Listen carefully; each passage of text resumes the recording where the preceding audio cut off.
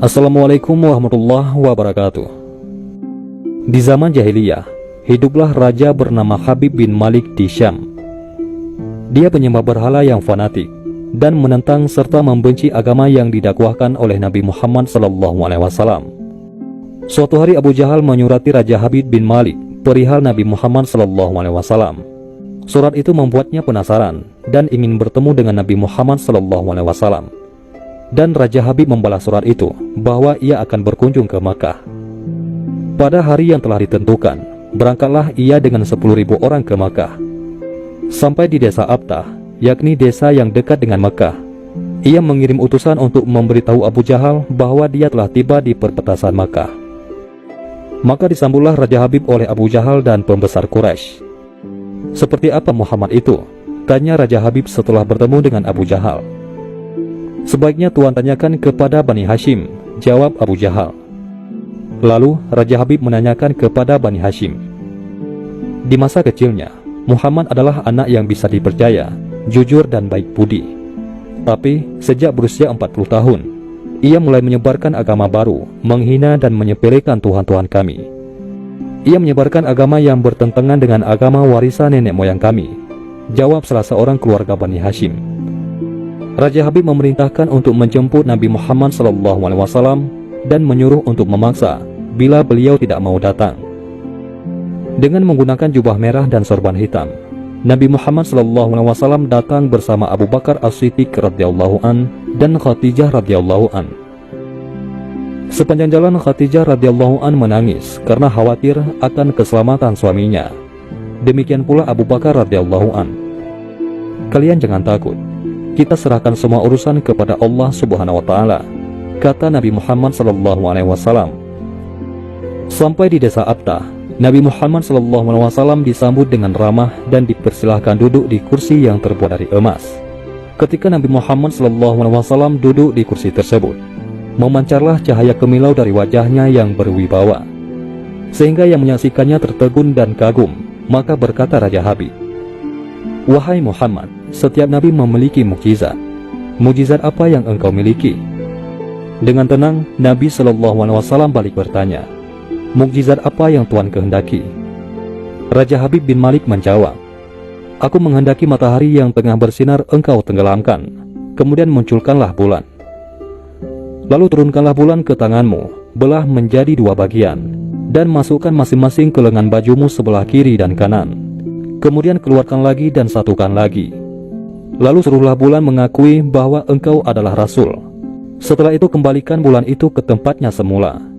Jika engkau dapat melakukannya, aku akan beriman kepadamu dan mengakui kenabianmu." Mendengar itu, Abu Jahal sangat gembira. Pasti Nabi Muhammad SAW tidak dapat untuk melakukannya. Dengan tegas dan yakin, Nabi Muhammad SAW menjawab, "Aku penuhi permintaan Tuan."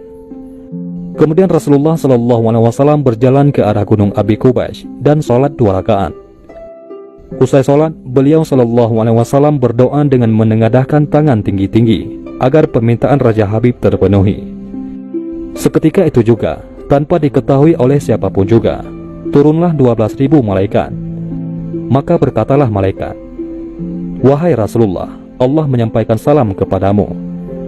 Allah berfirman, "Wahai kekasihku, janganlah engkau takut dan ragu. Sesungguhnya aku senantiasa bersamamu.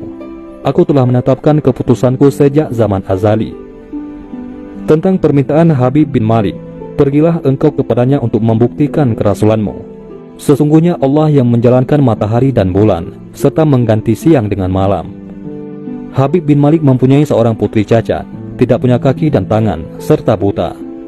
Allah Subhanahu wa ta'ala telah menyembuhkan anak itu, sehingga ia bisa berjalan, meraba dan melihat.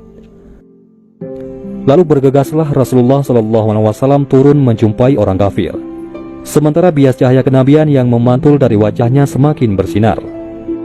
Waktu itu matahari telah beranjak senja, matahari hampir tenggelam, sehingga suasananya remang-remang. Tak lama kemudian Rasulullah SAW berdoa agar bulan segera terbit. Maka terbitlah bulan dengan sinar yang benderang. Lalu dengan 2 jari, Rasulullah SAW mengisyaratkan agar bulan itu turun kepadanya. Tiba-tiba suasana jadi amat menegangkan ketika terdengar suara gemuruh yang dahsyat. Segumpulan awan mengiringi turunnya bulan ke tangan Nabi Muhammad SAW. Segera setelah itu, beliau SAW membelahnya menjadi dua bagian. Lalu beliau masukkan ke lengan baju kanan dan kiri.